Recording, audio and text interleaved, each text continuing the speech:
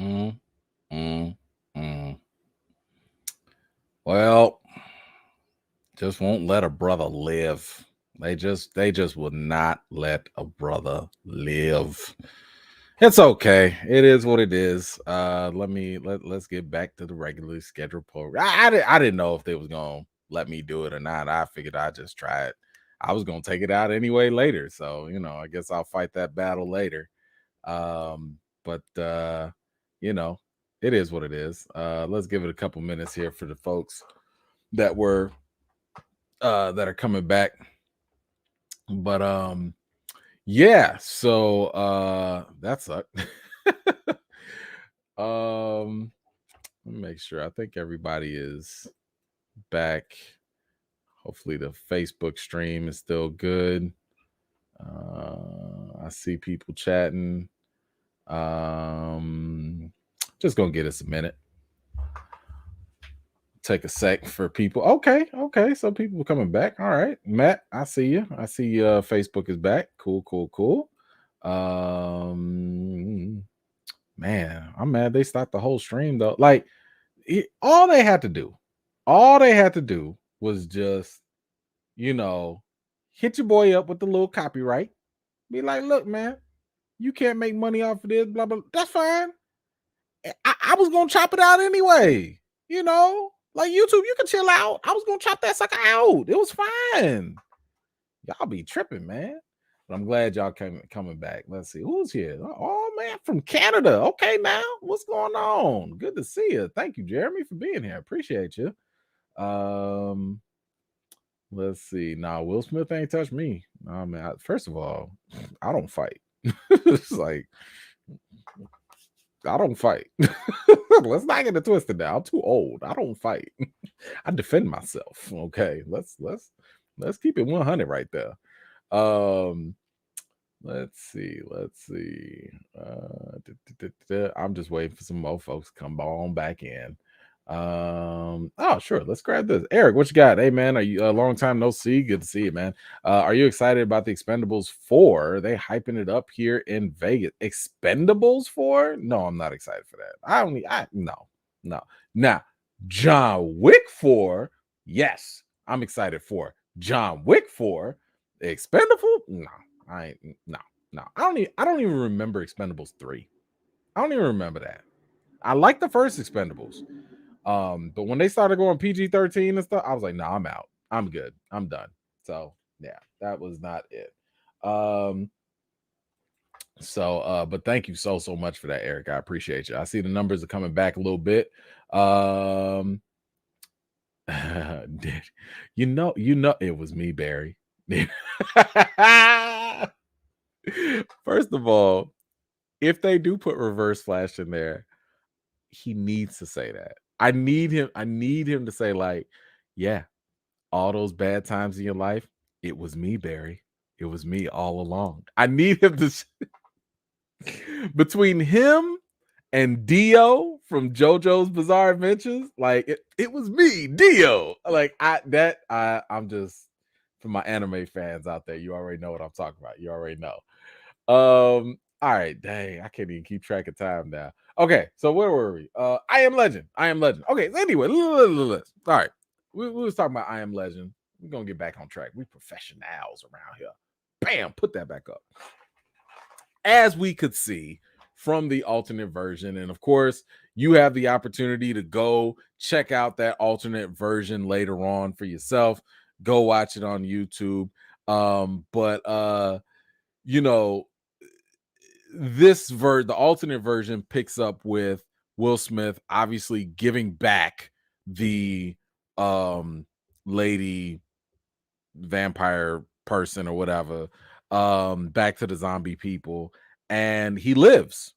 Will Smith character lives, and so does the mom and the kid or whatever. Like everybody's fine, and they have some sort of relative peace, I guess.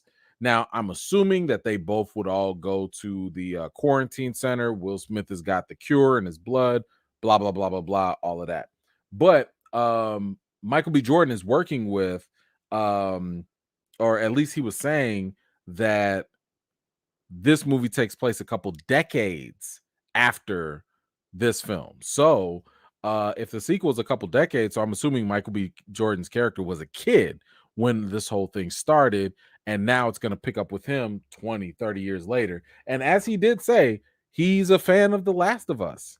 For many of you that actually watched The Last of Us, let's not forget, um, it does take place like 20 years after the fact, or 10, 20 years, whatever it is.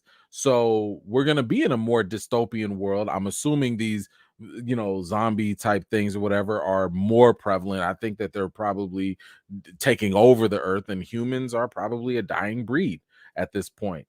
So we'll just have to wait and see how they go about it. But at this point, like, I'm just excited that they're going with the alternate ending, because I didn't really care for the original ending as much.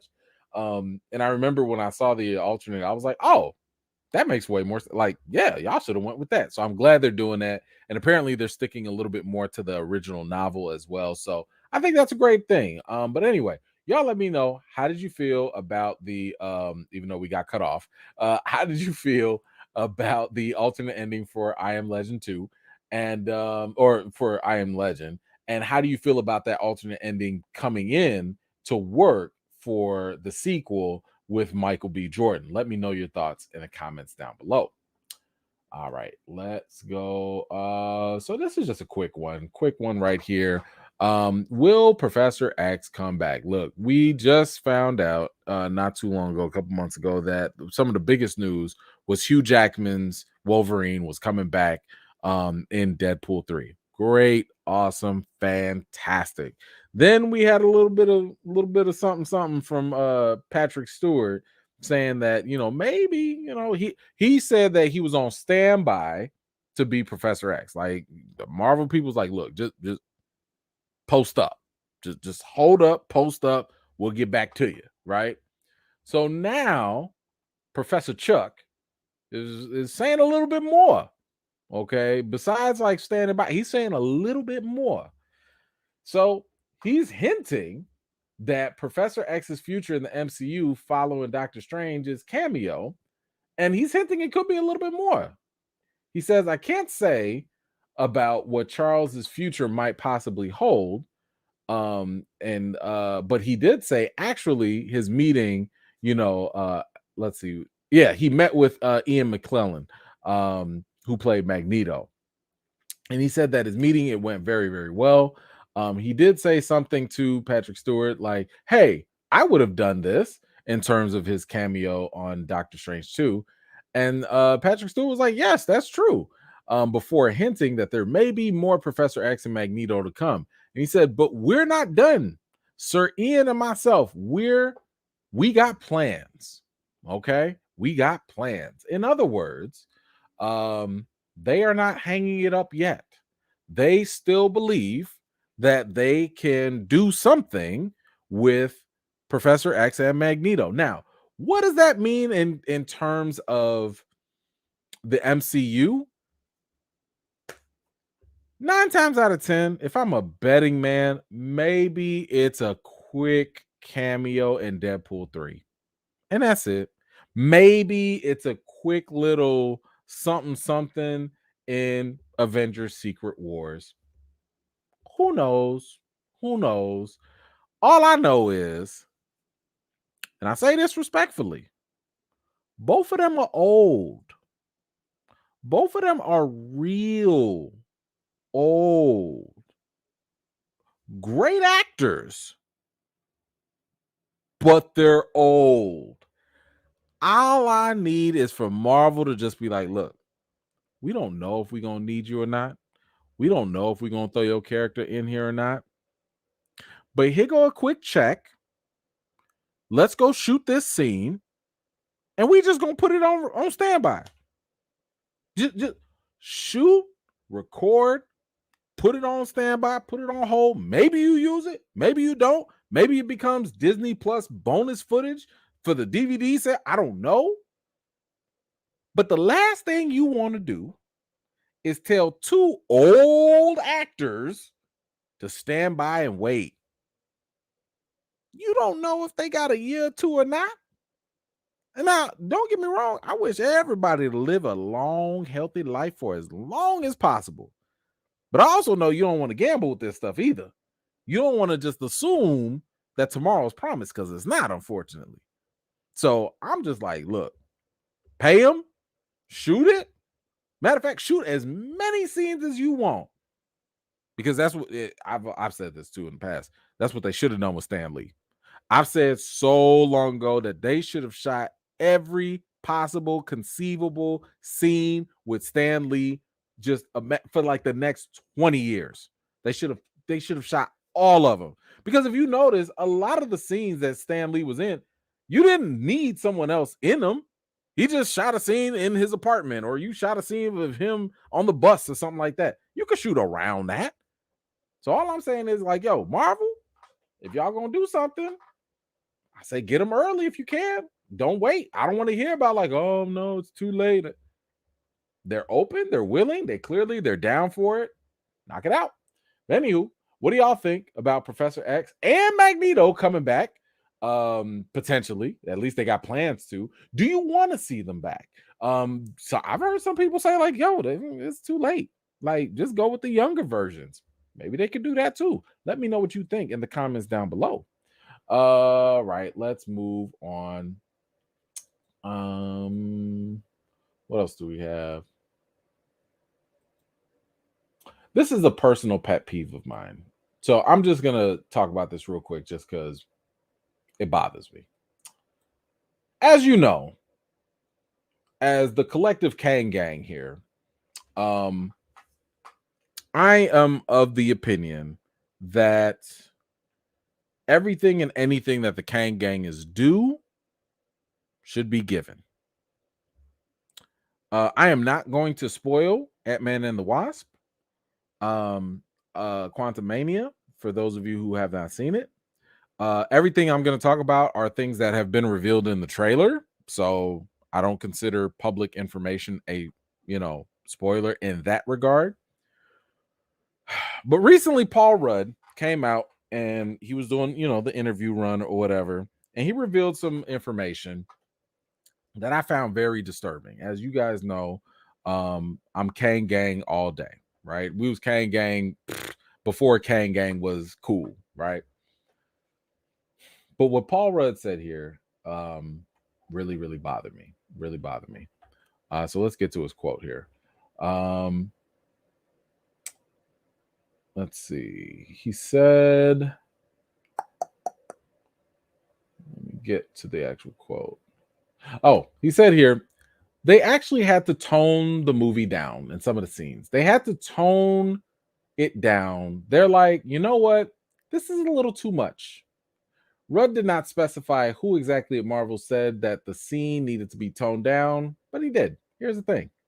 Paul Rudd said that Marvel had to tone down his Ant-Man 3 fight with Kang. He said that I was so beat up that if I had a headshot, you wouldn't be able to tell.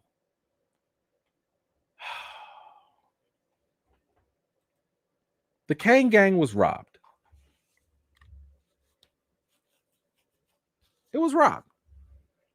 Because what you're telling me here is that there's a director's cut of Ant-Man getting squashed.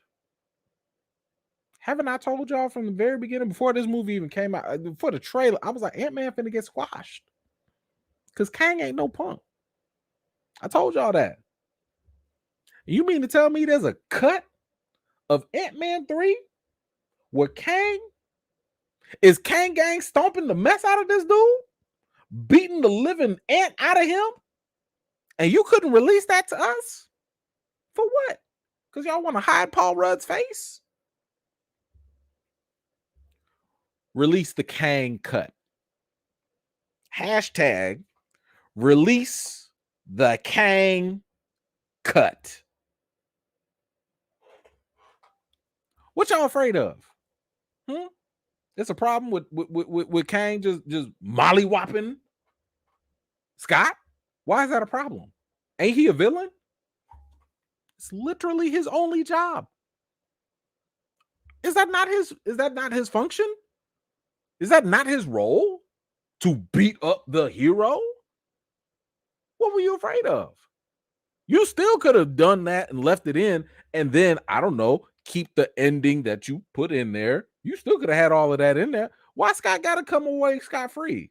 No pun intended. Let that man get whooped. What y'all protecting him for?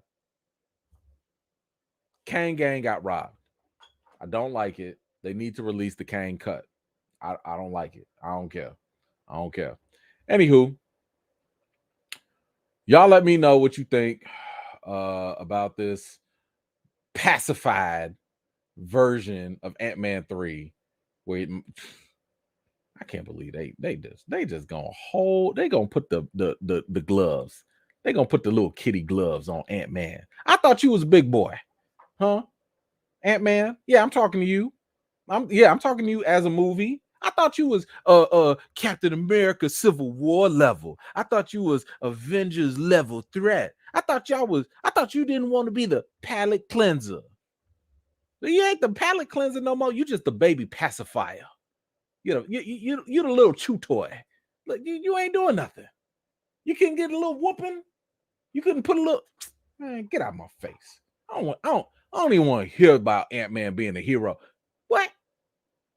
Better take that whooping. Y'all let me know what you think in the comments. I'm done with this. This pissed me off. They over here keeping Kang from his true glory. Ugh. Anywho, Kevin Feige wants a promotion, according to a new report anyway. Who knows if this is true or not? I don't know. This is one of those things of, rumor mill says this, says that. Well, we'll see if it's true or not. I don't know. But according to this new report, he wants a new job at Disney. And what does that even mean? According to the hot mic industry insider Jeff Snyder, this is the same guy, by the way, that revealed the other information, such as Harrison Ford being recast as Red Hulk and other things. He said that he's heard, so, take it with a grain of salt.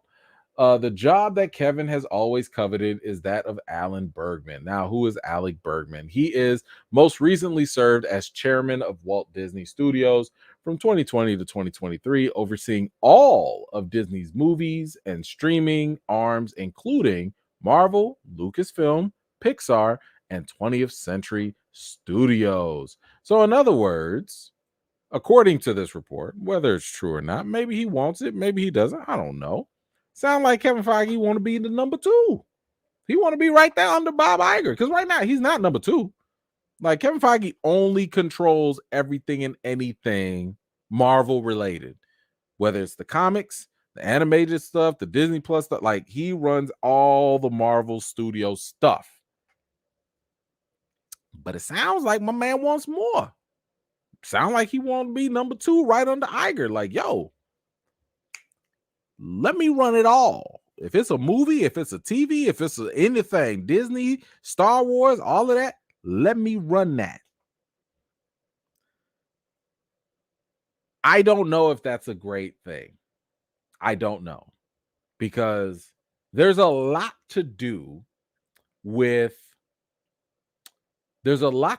Marvel already. I'm going to just need you to right that ship first. You know what I'm saying? Let's right that ship first, because you real rocky with this phase 4. And this phase 5, some people might like Ant-Man, and that's great for y'all. But this phase 5 is still rocky. And I don't think it's going to get any unrocky. I don't think it's going to get steady for a while. I said this on my man, Just My Opinions video not too long ago. But like, I said that I don't think Marvel's going to get back right for maybe 2 years. I don't know about Guardians. Guardians might be good, but I think that Guardians is going for that Wakanda Forever emotional angle. And however you feel about Wakanda Forever, you might like it, you might hate it. I don't think it has great rewatch value. In other words, regardless of whether you liked it or not, a lot of people ain't going back to watch Black Panther Wakanda Forever. Why? Because it's an emotional movie and it's sad. right? Like, yes, you might want to go in there initially, pay tribute to Chadwick or remember whatever your reason is, but why would you want to go back? Why would you want to go relive all of that stuff? The whole point of it is to process grief. Nobody wants to go reprocess grief just to process grief again. It's already troubling in itself for other reasons, but Guardians of the Galaxy supposedly is the end of that current iteration of the roster. There's a lot of speculation that maybe Rocket might die or Drax might die or somebody might die. Who knows? But it sounds like it might end on a somewhat sad note, or it's going to be emotionally heavy. Who's going to want to go rewatch that? Like those type of things you might not really want to do. Maybe it's going to be great, but I'm just having a feeling so far that it might not have rewatch value, which means it's not going to transcend in terms of success. Then you got the Marvels. We're going to talk about the Marvels later, but I'm just going to tell you right now, I don't have a lot of confidence in the Marvels. I'll talk to you about it in a second, but I don't think the Marvels is going to shake from the phase 4 curse of midness. I don't think that's going to happen. I'll talk about it in a minute. But yeah, how y'all feel about this Kevin Feige trying to get big with his promotion? If it's true, we don't know. It's just speculation for now. If it's true, let me know your thoughts in the comments below. What we got, Frank? What you say? Ant boot? Yes. Listen. He need to get his butt kicked. It wasn't enough, in my opinion. In my opinion, it wasn't enough. Rhonda, what you got? Release the Molly Whopping. Listen. When I tell you, I'll go back to the theater for that. You want me back in? Because right now I don't really want to rewatch Ant-Man. I've seen it 3 times. 2 times was really just for research purposes for my theory, but I don't want to go rewatch Ant-Man 3. Not at all. No, thank you. I'm good. I'm good. But you release the Kang stuff. Oh, I'm in there. I will go back just for that. Let's see. House, what you got? Why is Kang on Darth Vader level power while in the jail scene, but he wasn't that tough in the tower scene? Well, I'm not going to do spoilers for this because there are a lot of people that haven't seen the movie yet. But I will say that is one of my issues personally, that I felt as though Kang was nerfed just for the sake of Ant-Man. And to me, it's kind of stupid just because why do you even have Kang, like this level of Kang? Because it's levels to Kang. There are weak Kangs, strong Kangs. Why would you have this level even be in an Ant-Man movie at all? So I do think that his level of greatness was kind of wasted. Imagine this. Imagine if in Ant-Man 1, the main villain was Thanos. But like in some way, shape, or form, you have to devalue Thanos just because he's in Ant-Man 1. This is not your arena. You know what I'm saying? Like you the exhibition fighter, and then all of a sudden now you want to fight the main champ. Like, come on, man. Like, get out of here. Get out of here. So I was not a fan of that at all. Nelson, what you got? Phase 5, Saving Grace, our Secret Invasion, and Loki. Possibly, but here's the thing. Have you noticed that when we talk about phases, we don't always talk about the shows? The shows are great, right? The shows are fine. Those are nice mediums, but the shows are a niche of a niche. Okay. So, in other words, the movies set the bars. You could have all terrible Disney Plus shows, but if your movies are great, everything is kosher. You'll be fine. You'll be like, yo, this is awesome. This was a great phase. If we had all the fantastic movies that we got in phase 3, for example, and we didn't, and the Disney Plus shows were terrible, we'd be all right. But I don't think it's going to work the other way around. Why? Because everyone that watches the Disney Plus shows more than likely goes to watch the movies. Everyone that watches the movies probably don't go watch the Disney Plus shows. So because you have that huge shift of a dynamic, It doesn't matter how popular the Disney Plus shows are or not. I literally had people asking me before they go watch Ant-Man 2, should I watch Loki? Should you? you know, yes. Yes, you should watch Loki. You see what I'm saying? But like that's the disconnect. That's why I keep telling y'all TV, or I'm sorry, movies are not on the same level as television. Being a movie star is not the same as being a TV star. Being recognized on TV roles, Grant Gustin, is not the same as being recognized as the Flash in movies. There are levels to this. Movies, TV. So, yeah, I don't think, I mean, don't get me wrong. I agree that Loki and Secret Invasion are probably, at least from the looks of it, look and sound like they're going to be fantastic. Is that going to translate upward to the general movie going public? I doubt it, because I don't know if they're going to be willing to go watch that. I don't know if they have that commitment. The same people watching the movies might not go watch those shows. So I don't think those would be the things to save phase 5. I think what saves phase 5, maybe Deadpool 3 and maybe Blade, if they get it right. If they get it right. I think those two might save it, but we'll have to wait and see. Thank you for that. I appreciate you. Nelson, back at it. I think the first post-credit scene saved Ant-Man 3. I don't, because technically, post-credit scene is not part of the movie. The post-credit scene is literally like a trailer after the movie. That's essentially what they are. The post-credit scenes do not actually count. And I said this, the people like coming straight out the movie, I was like, look, it's not a good sign. Again, we're not getting into spoilers, but it's not a good sign if your post-credit scene is better than your actual movie. You mean to tell me 2 minutes is better than the hour, 2 hours I just sat over there that I paid money for? That's not a good sign. That's terrible.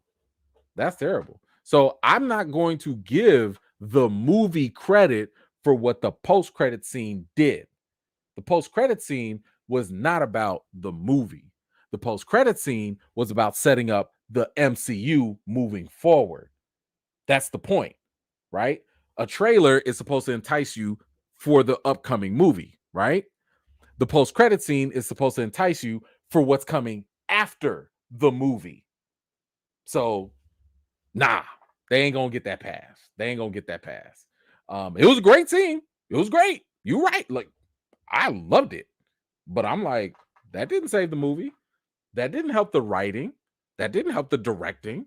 That didn't help like the lack of character development. That didn't help none of it. It got me more excited for what's coming later in other movies.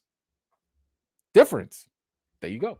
Anyway, sorry. What we got? Man, we ain't even get to our main topic. Let's get to the main topic because we've been on some. After the technical difficulties, let's get to the main topic here. Boom. All right, here we go. So Kevin Feige recently has done a huge interview exclusively with Entertainment Weekly, and this has been basically his like, man, I forgot I had these on. This has basically been his way of just kind of giving like a massive dump of information and updates on what's going on in Marvel and so on and so forth. So we're gonna go through.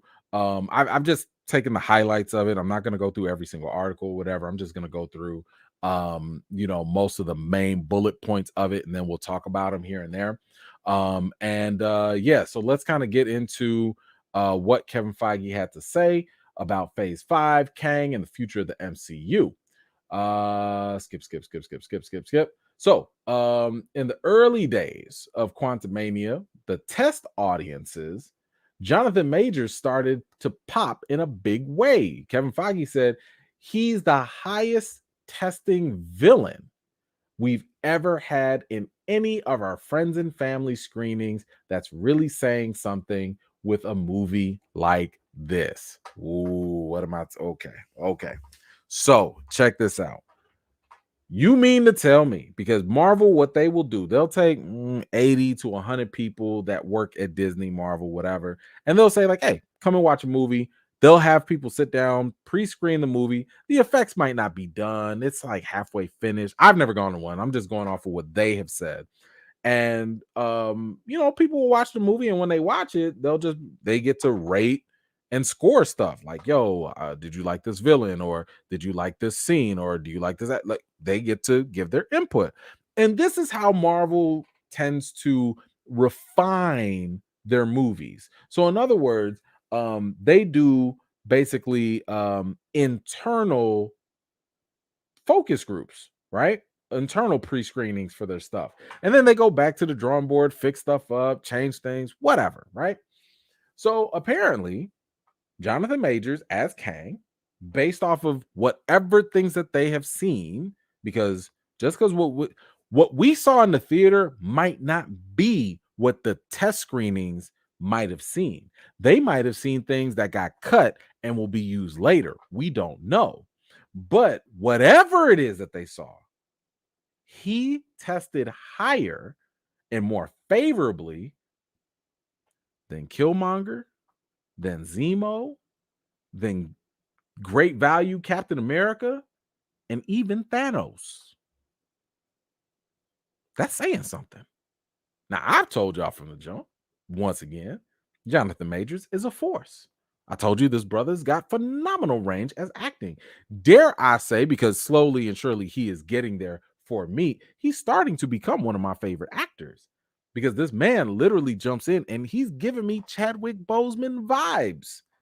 The way I'd see Chadwick jump into a role and change and do all this stuff, I'm like, man, Jonathan Majors ain't that far away. He's very close in terms of talent. In terms of talent. Because he's an actor's actor. And I love that when any actor can do that.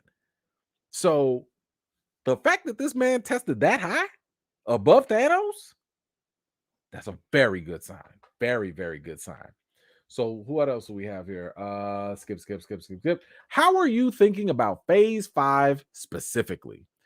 Kevin Feige says it's really a classification system for the audience that's following along. It's to keep track of how the pieces fit in place. Okay.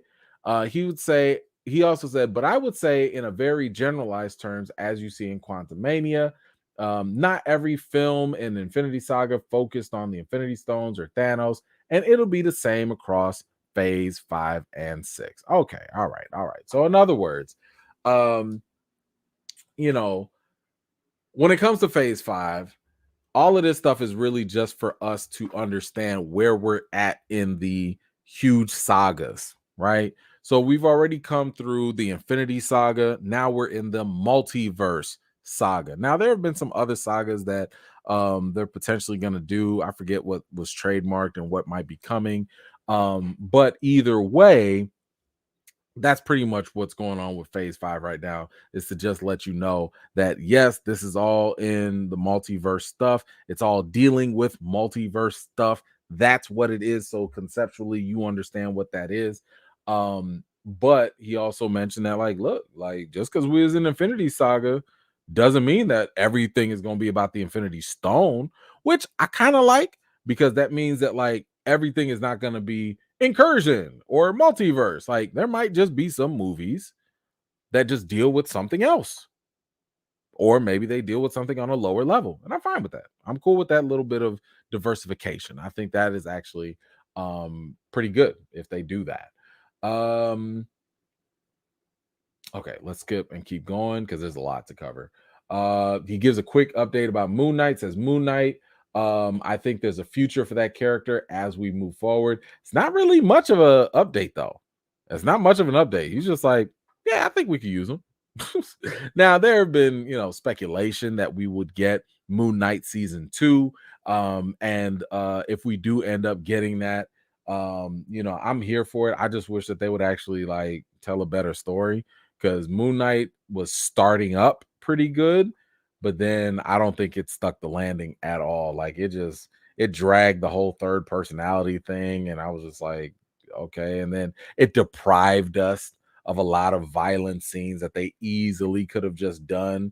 But it is what it is. But hey, Moon Knight could come back some way, somehow. But however they do it, it's got to be after season 2, and it's got to be after he's dealt with whoever it is he is, Mark Spector. But we'll have to wait and see. Now he also continues talking about this, where he says, I do think one of the most powerful aspects of being at Marvel Studios is having these films and shows hit the zeitgeist. It is harder to hit the zeitgeist when there's so much more product out there and so much content. Um, but we want Marvel Studios and the MCU projects to really stand out and stand above. So people will see that as we get further into phase 5 and 6, and people will see that as we get further into phase 5 and 6, the pace at which we're putting out the Disney Plus shows will change so they can each get a chance to shine. And the person asked him, like, so the pace is going to change. Do you mean spacing them out or putting out fewer shows a year? And he says both, I think. So I actually think that's a wonderful idea, right? Now, I would argue that I don't have a problem if Marvel wants to slow down on giving us so many Disney Plus shows. That's fine by me, because at the end of the time, I've always told y'all this. If you're going to fix something for me, take your time. I will wait for fantastic food. Okay. If you fixing me a meal and you telling me it's going to take X amount of hours, I don't care. I'll wait if it's going to be good. Right. I go to Subway and I wait for them to make my sandwich the way I want it. Okay. That's the same thing with the movies and with the TV shows. If you want to take your time to make something, because now you're not going to give us something, I don't know, with rushed visual effects or a terrible storyline, I'm fine with that. Take your time, get it right, put out quality content. I don't think anyone's going to be mad at that. So, I think that is a great way for them, a great approach for them to take. And I would also argue that this is a direct result of Bob Chapek, being gone. Because Bob Chapek, keep in mind, he came into power during the pandemic. What was the focus during the pandemic? Because you need more content. Give me more, give me more, give me more. What's Kevin Feige gonna do? He has to listen to to Bob Chapek. If Chapek says we need more Disney Plus subscribers, chuck out more shows. We don't care if the visuals are finished or not. Chuck them out. That's what Chapek wants, supposedly. But that was their derivative. That was their direction. That's what they wanted to do, was get more content out there.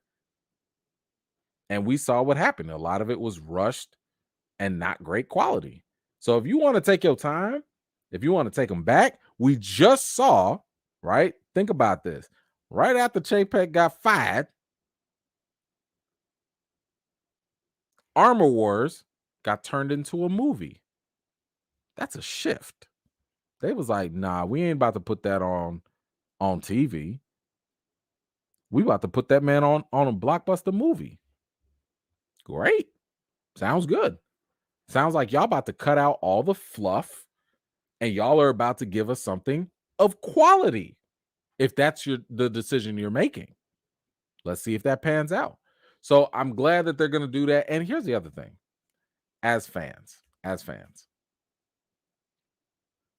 a lot of times I think we also have to appreciate the amount of time that we used to have in between movies.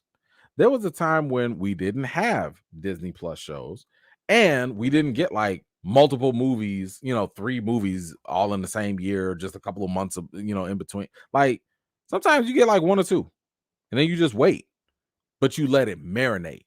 You let that movie sit. You feel it. We would do theories about it. We would break it down. We would go back, rewatch it. We would take time with those things. And if they're going to change up the pace so we can get back to that, That's great. And the other benefit to that is actually for Marvel.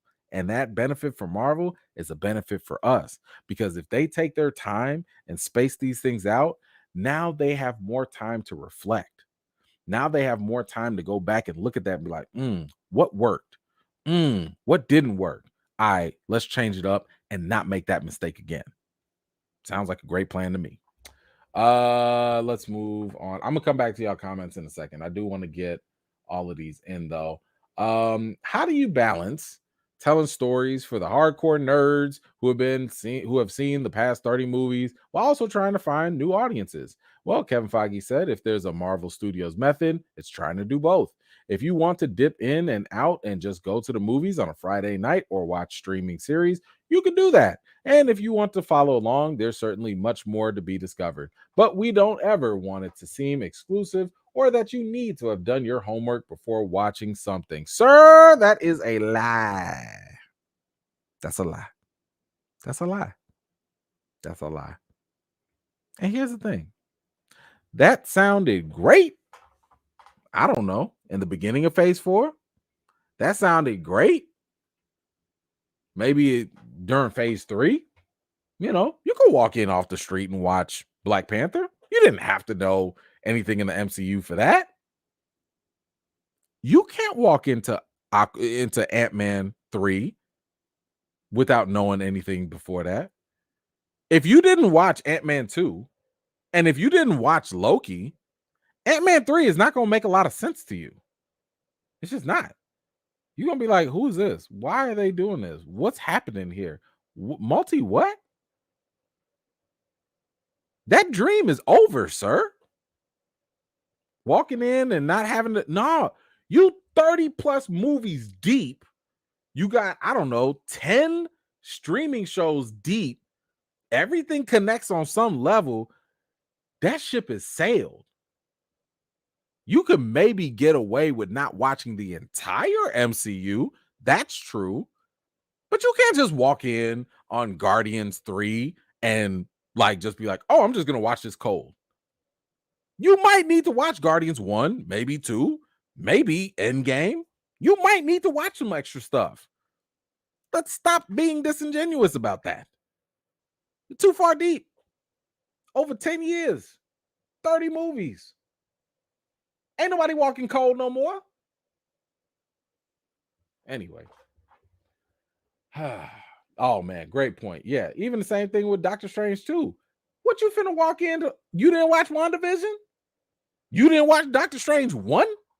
And you think you about to just understand Doctor Strange 2? You've never watched a Spider-Man movie and you think you about to walk into No Way Home? Please go home. Go home and watch something. No, we're not playing that game. We're not playing that game.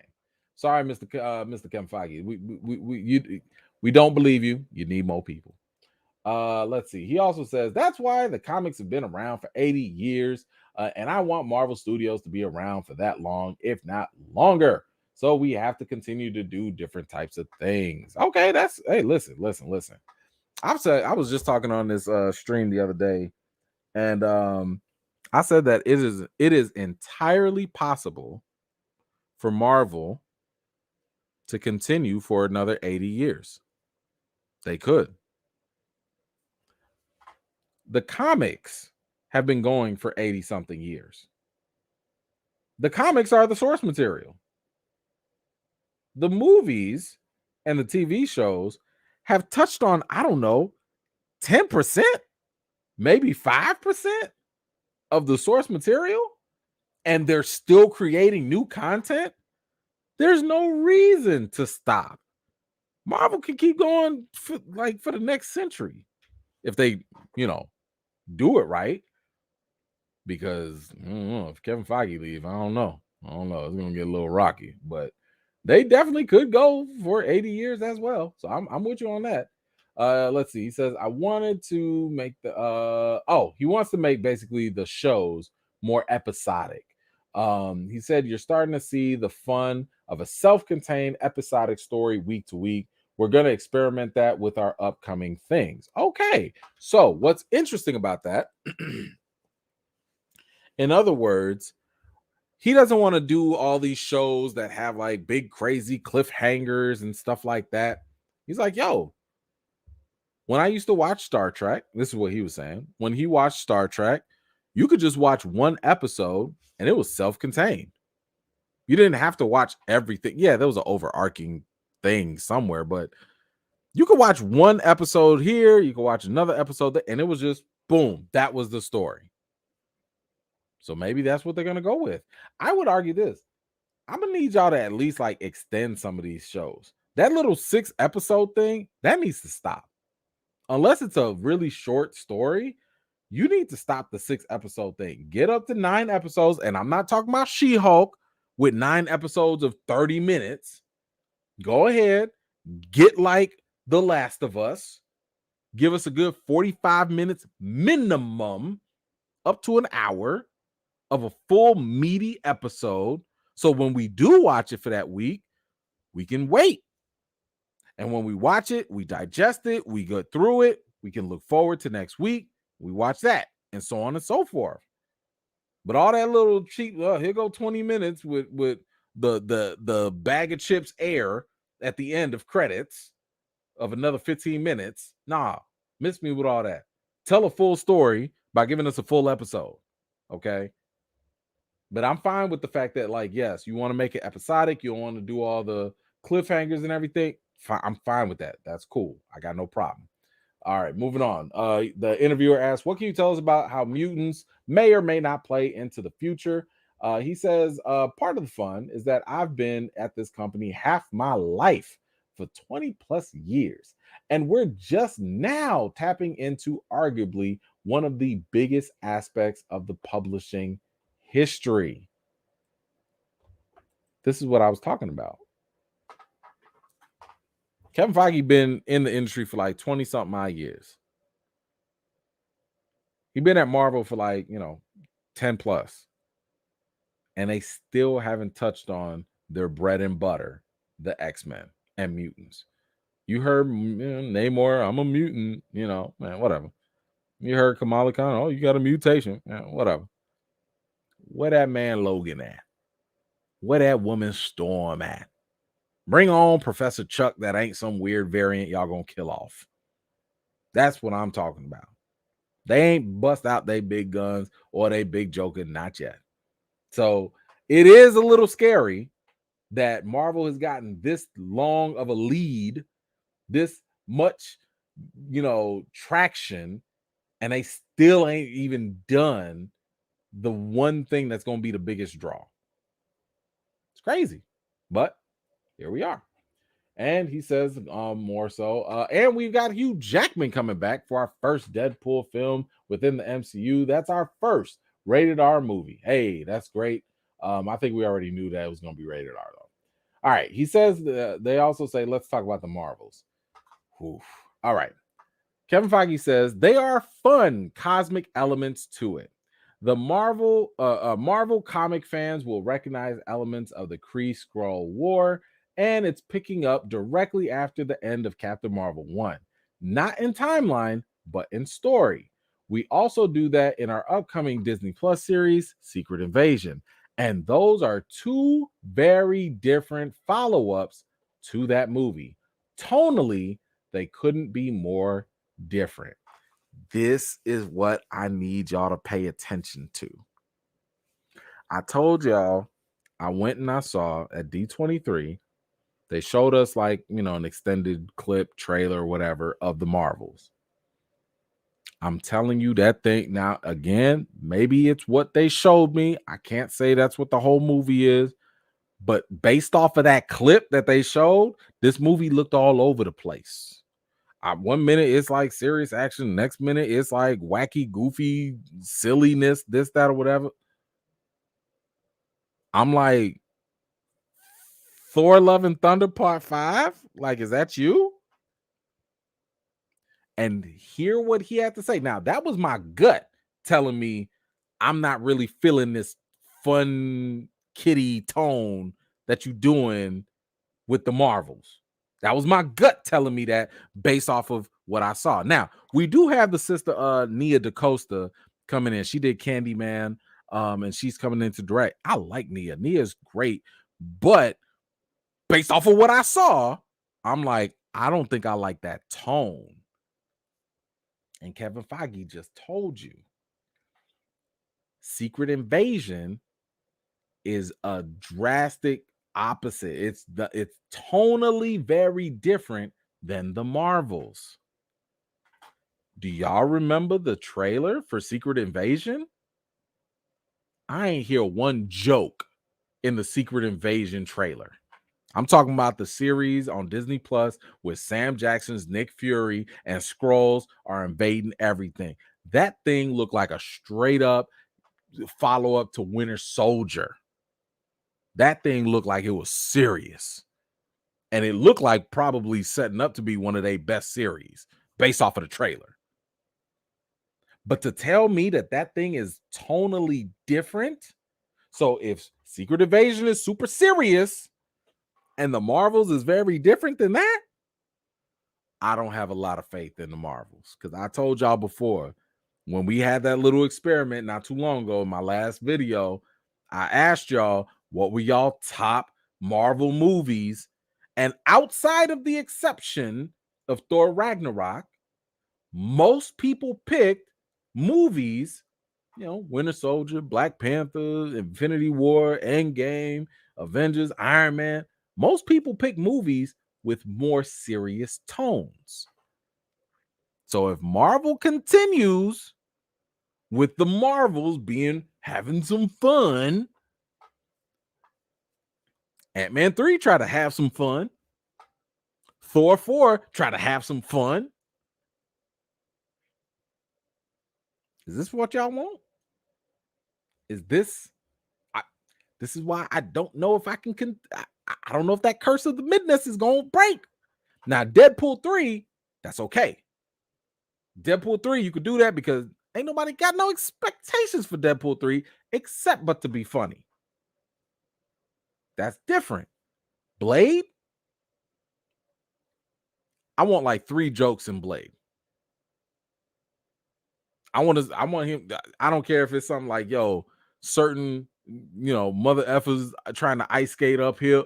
Fine. Like, you can give me those little jokes, but y'all gonna have to grow up. At some point, Marvel, y'all gonna have to grow up. Because all that fun kitty stuff, it's not having good longevity based on the movies that have been highly acclaimed, highly rated by fans, critics, that get you the box office numbers. The laughs ain't it. The more serious tone type of stuff, those are the things that have proven to be more rewarding. So again, like I said, I'm not very confident in the Marvels. Maybe that changes. I don't know. There was an article, hold on, that we should get to. It just turned out that the Marvels is shifting its release date from the summer to now fall of 2023. So now it's moving from, where was it? I think it was on August 11th. Now it's being moved to November 10th, which to me, I'm like, that's okay. If you're going to move it, are you also going to change it? We just talked about James Gunn, Taika Waititi. Everybody says Marvel keeps editing stuff all the way until it premieres. I'm hoping maybe they find some things. Maybe they got more control now that they don't have Chapek breathing down their neck, forcing them. Maybe now they can kind of look back at the Marvels and be like, look, I don't know, man. People wasn't feeling all the jokes over here. Maybe we got to cut out some of that over there. Maybe we do some reshoots. I don't know. We'll have to wait and see. All right, let's see. Yeah, so that's my concern with the Marvels and Phase 5 so far. Captain America New World Order with Anthony Mackie and Harrison Ford. Feige did say we start filming relatively soon. This is certainly a big part for Thaddeus Ross. He's the president of the United States in the film. He also says there's a dynamic between President Ross and Sam Wilson. They have a history together, but in this film, we'll be seeing the dynamic between Captain America and the President of the United States in a way that is just incredible. So, all right, I'm thinking, you know, I think a lot of people, as we know, Thunderbolt Ross, who got recast after, the actor passed away, and I don't know. I guess no one's concerned about William Hurt's legacy. Hmm. But with Harrison Ford stepping into the role, um, Thunderbolt Ross from the comics, as you know, also turns into the Red Hulk or something of that nature. So maybe that's what he's alluding to of the president versus Captain America. Because if Red Hulk is the president, hey, that's going to be an interesting toe-to-toe matchup right there.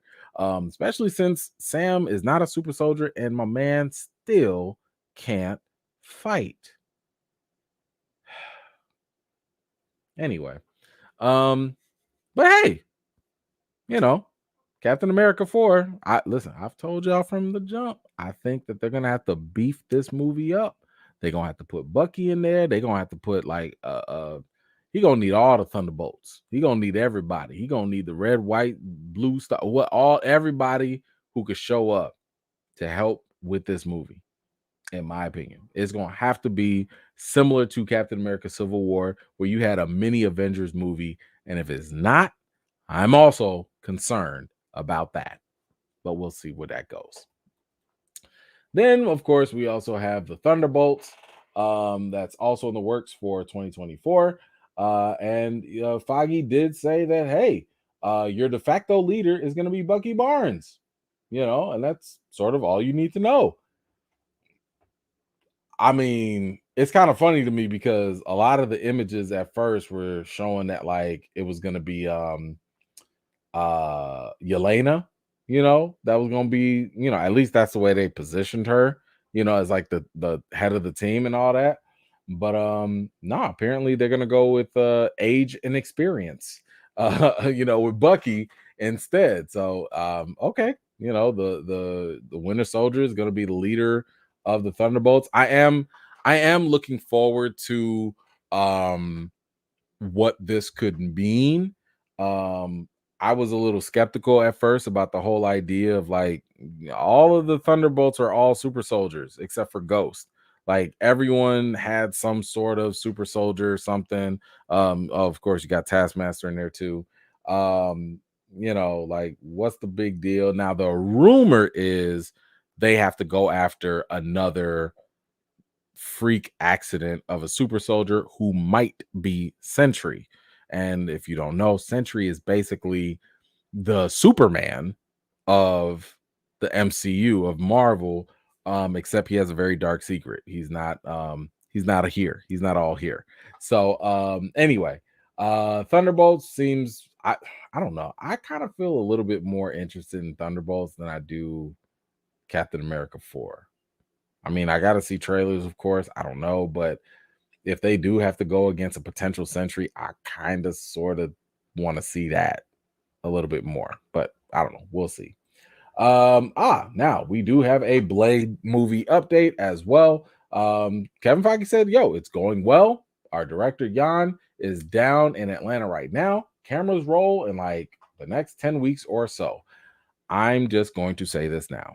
Marvel better put all the time and energy to make sure that Blade is phenomenal. I'm not talking about good, I'm not talking about great. I'm talking about phenomenal. There would be no MCU without Blade. If Blade had not done what Blade did to prove that comic book movies can work, all them little dreams about Fantastic Four, all them little ideas for the X-Men, all them little ideas for all this stuff with Marvel, none of that would have happened. None of it. So I need that same energy when you get all excited about Deadpool 3, when y'all at Marvel get so excited about Fantastic Four, y'all better put that same energy in Blade. Same energy. Don't just be like, all right, somebody, y'all got a script ready. I need all eyes on that script. Because the first time y'all let that script get out of hand And y'all waited what, almost a year or two? So you had a whole terrible script for that long, and then the director falls out like almost at the last minute, like a month before it's time to shoot. Somebody dropped the ball. Somebody dropped the ball with Blade, and that's not okay. Because y'all would never do that with Fantastic Four. Y'all would never do that with an X-Men movie. Y'all would never do that with a Spider-Man movie. Show Blade the same respect you would any other popular series. Because again, y'all wouldn't even have jobs here if it was not for Blade. Speaking of which, Spider-Man update. Tom Holland's Peter Parker is going to be coming back. Kevin Feige said, all I will say is that we have the story. We have big ideas for that. And our writers are just putting pen to paper now. Okay, let me tell you something. Kevin Feige is the worst person to talk to about Spider-Man because he ain't finna tell you nothing. He's not going to tell you nothing good at all. What y'all need to do is go find Amy Pascal. Go find Amy Pascal, co-producer. Remember, she used to work at Sony until them Sony leaks, and then she got fired, and now she's independent, but she's still a co-producer on all these Spider-Man movies.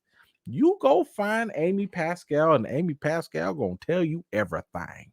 Okay? After Spider-Man No Way Home, Amy sat there and was like, we're gonna have 6 Spider-Man movies. She said, we're gonna have 6. Kevin was like, oh my God, shut up. Kevin was like, oh my God, shut up. Shut up. Kevin was finna lose it. You go get the lady who ain't got nothing to lose because she her own brand. She don't work for nobody. She don't answer to nobody. She works with Kevin Feige. She don't answer to him. So you go, somebody go get that exclusive. Because she gonna tell you, look, we're gonna do Spider-Man 5, 6, 7. It's gonna be Venom, then it's gonna be Green Goblin, then we're gonna have 15 Spider-Man come from all the multiverses in 6. She gonna spill all them beans. Okay. You go talk to Amy. Kevin Feige, I ain't going. We got a story together. Man, get out of here. Where's Amy at? Put her on the hotline so we can find out the real updates for Spider-Man 15. That because she'll tell you the 15. Look, she gonna tell you every script possible because she want to make sure y'all come to the movies. Oh, love her though. Love it. All right, what else you got? Oh, Fantastic Four. He goes on to say Fantastic Four is the foundation of everything that came after in the comics. We plan on that being a big pillar of the MCU going forward, just the way they've been in the comics for 50 or 60 years. That's great. Is Blade gonna be a pillar too? Blade could be a pillar of the whole MCU. Just saying. I love this energy that you're giving to the Fantastic Four, but I'm sorry, nobody was really checking for the Fantastic Four a long time ago. Now, shout out to Jonathan Hickman and all the current writers now, man. They've been boosting them up a lot, but look, all I know is there was a good long time where nobody really cared about Fantastic Four like that. We knew who they were. Not saying they were irrelevant. I'm just saying they wasn't popping the way you think. Spider-Man was your real pillar. That's who was holding y'all up. Just like at DC, it ain't Superman holding up DC. It's Batman. Let's be clear about that. We had 11 something. How many Batman we got? We got like 15 Batman. Like 11 to 15 something Batman. We might have had maybe 7 to 8 Superman. Fantastic Four ain't your pillar. You could say that for nostalgia, but let's be honest. The people that remember the nostalgia of the Fantastic Four from the 60s or whatever, they probably not coming to these Marvel movies because they might be a little too old. You might want to change that pillar to something a little more fresh, a little more young, a little more pep in their step. Ain't nobody checking for Sue Storm. The Thing. Now, Mr. Fantastic. Don't get me wrong. Mr. Fantastic is amazing. Like, this is Reed Richards, one of the smartest guys in the entire universe, etc., etc. Great. Wonderful. Bring it on. But the Fantastic Four? Bro, let me tell you something right now. I don't know about the copyrights and all that stuff. Yeah, bring on the Impossibles. You know what I'm saying? Like bring them on. I'll take them over the Fantastic Four. I've just never been all that interested. Now their kids are Valeria Richards, Franklin Richards. Now we talking. Now we talking. And I'm talking about story. Okay. I want to be clear about that. I'm talking about the stories behind the characters. So I'm not talking about like, Johnny Storm doesn't have cool powers. I'm not saying Sue Storm doesn't have great abilities because actually Sue Storm has like some amazing abilities and she's actually low key like one of the most powerful ones. And that's fine if they want to enhance that. But I'm just saying in terms of stories, I'm usually caring more about Reed, Valeria, and Franklin. And Franklin might be too powerful for the MCU, period, for all we know. But anyway, I just need the energy to be the same. I hope. We'll see. Probably won't be anyway. But either way, what did you think of this plethora, this long list of announcements from Kevin Feige for phase 4, 5, and 6 coming up? Did you like these updates? What were some of your favorite ones? Let me know your thoughts in the comments down below. All right, now I got to scroll up. I got lots of comments. Let me grab. I'm coming. Give me a second. By the way, thank y'all for dealing with the technical difficulties with me. I appreciate y'all coming back. Because some of y'all might have had ADD and just dipped off. I appreciate y'all coming back. VLR, what's going on? Thank you so much. A Foggy move to Disney would end the MCU's future. It's very possible. It's very, very possible. I mean, you see how hard it was for DC to find another Kevin Feige, and they had to find two people. They had to find two people to make that work. It's not easy. I mean, I don't think I think that we live in a time where when you're living through something so historic, it doesn't feel historic until you get to look back or until another generation gets to look back. We've never had anything like the MCU. A lot of people try to like give the MCU crap as if like, oh, it's mid, oh, it's terrible, oh, it's this. It's also iconic and historic. To talk, any studio would give they firstborn to have 30 movies generate billions of dollars in just about 10 something odd years and still just get started? Are you kidding me? We're living in something really revolutionary in terms of the cinematic world. We haven't had a connected cinematic universe like that. We've had sequels, we've had trilogies, we've had 15 Rocky movies, but nothing like the MCU. So yeah, it's gonna be real hard to kind of like follow that up in any way. Didier, what you got? I think the panorama had a lot to do with why there were so many. Oh, the pandemic had so much to do with so many Disney Plus shows. I agree with you. I think that's exactly why we had so much, because think about it, like during the pandemic, people were at home and we didn't know how long we were going to be at home. We knew it was going to be a couple months, for some people it was like a couple years. And a lot of the companies were like, look, since y'all at home, y'all not going to theaters, we need to capture those subscribers. So they tried to do that. And I told y'all this during the pandemic, when we was really going live during the pandemic, I told y'all so many times, theaters ain't going nowhere. I said it. I repeated it. I made sure. Remember when we was talking about Black Widow? Remember when we was talking about, oh, we should drop Black Widow on Disney Plus? They should have. But, they was like, we got to put it in theaters, blah, blah, blah. I told y'all back then, theaters ain't going nowhere. They going to take a hit. They going to suck. They going to dip. But they not going to go away because it's still an experience. And you're not going to throw that experience away for what? To stay at home? You live at home. Everybody ain't homebodies forever. You're going to want at least one time a week, a month, or something to get out. And guess what? Go to the show. So ain't going nowhere. Thank you, man. AJ, what you got? Why some movies in Phase 5 will be mid, in my opinion, is because they were made during Chapek era. And the one that will be made after him, which is Iger era 2.0, will be way better. So don't hold your breath, guys. This is I totally agree. Totally agree.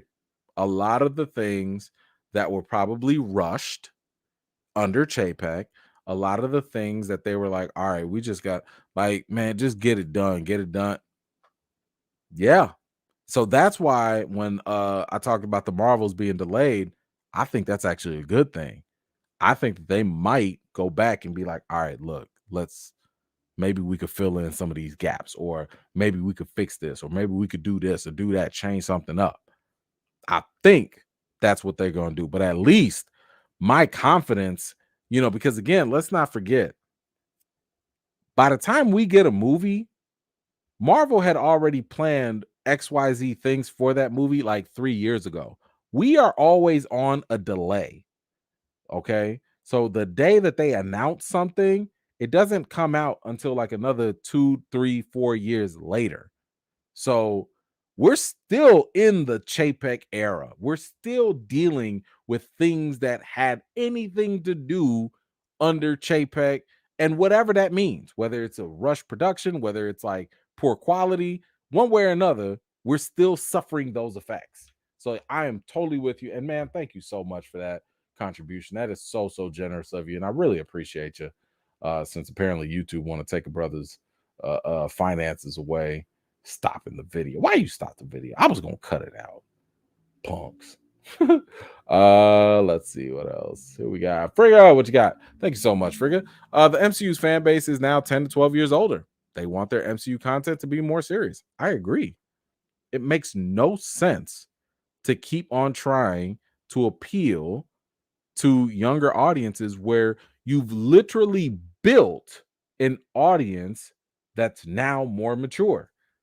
You've built an audience that now can actually go into a rated R movie without adult supervision. My daughter she's 15, she's gonna be 16 soon.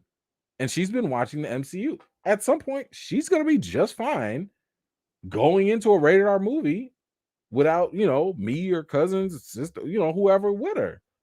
So yeah, like it makes sense. That's one of those things I really wish, if I ever get the opportunity to meet Kevin Feige again, that is something I would love to bring up to him. When y'all gonna grow up? Like, is that part of y'all plan too? Do y'all take in consideration that even though you're trying to make everything PG-13, your audience ain't like that no more? And I told you, it's too late to just be like, oh, I'm just gonna walk off the street and watch this movie. Oh, what is this? Ant-Man Part 8? Yeah, I'll just walk right in. No, you're not. No, you're not. You're not going to just walk into these movies when they're already on like the sixth, seventh installment within the individual franchise and be like a 12-year-old, 13-year-old and walk in cold. No, you're not. Grow up. Marvel needs to grow up. Thank you for that, Frigga. Did I make the 3-hour mark? I don't think I did. I'm gonna say I didn't. Well, we got bring back McDonald's snack wraps. Thank you so much. Off topic. What is a comic book story you would like to see animated? For me, it's Teenage Mutant Ninja Turtles: The Last Ronin. I think that would be amazing. To be animated.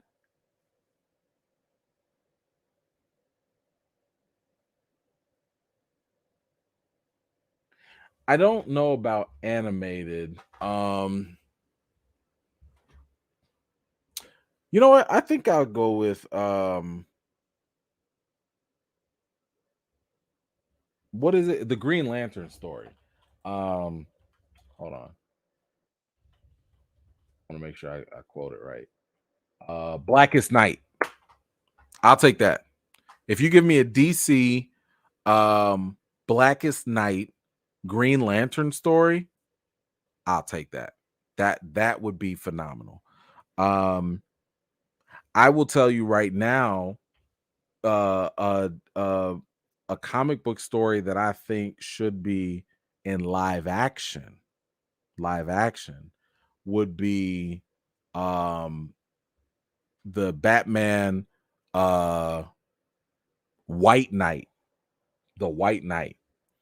And for those of you that don't know, the White Knight is a story where basically the Joker is cured, right? The Joker is like he takes some medication, he's fine. He's no longer crazy. And what's wild about this movie or this story is the fact that Joker, because now that he's sane, right? He can't be held accountable for all of the things that he was doing because he was crazy. He was mentally ill. Ezra. He got off the hook, right? And the ironic thing is that because now that he's like in his right mind, he twists the public against Batman. He's like, man, y'all know Batman's the reason why y'all stay poor. Man, you know Batman is the reason why there's still crime here. Man, you know Batman is the real reason Gotham is terrible. Batman used to lock me up all the time and I needed just mental help. And what did he do? Just beat me up, hit me in my mouth, talking about now talk. You know what I'm saying? So, yes. First of all, I encourage anybody to go read that story. I encourage anyone to go read the White Knight story. It's fantastic. And I can promise you this, whichever actor gets the role of Joker during the White Knight, they're going to win an Oscar. I guarantee it. Like Denzel, I guarantee they will win because that story you would literally have to sabotage that story and just deviate so far away to make it terrible. So, yes, there you go. All right. I think that's it. I think I got everybody. Thank you guys so much. I appreciate you. I think we got all the stuff that we wanted to cover today. Thank you guys so much for taking the time again. I really appreciate y'all like every week coming through in the cut. Appreciate that. I will be back on Monday to do The Last of Us. We got The Last of Us coming up. Could Joaquin Phoenix do it? Absolutely he could do it. Yeah, and that would actually be a great story, a great twist. They would have to change it, but like the thing is, you can't do it with Joaquin right now just because Batman is a little kid at this point. But an actor of his caliber could do it. But anyway, thank y'all again once again for hanging out. Appreciate y'all. We're gonna do The Last of Us on Monday night at 7. So make sure you watch the episode, then come on through, and then we'll go through that and react to episode 6. I believe we're on right now. And I gotta work on some theories for you guys because there's some things I want to get out there. I've seen other YouTubers trying to talk about Ant-Man 3, and I'm like, no, that's wrong. Like, no, that's not what happened. Like, what are y'all talking about? Y'all about to send people off. Stop. Ugh. Anyway, that's all I got. Thank you. Wash your hands, wash your butts. Have a fantastic weekend. Be safe out there. I'll see y'all later. Peace.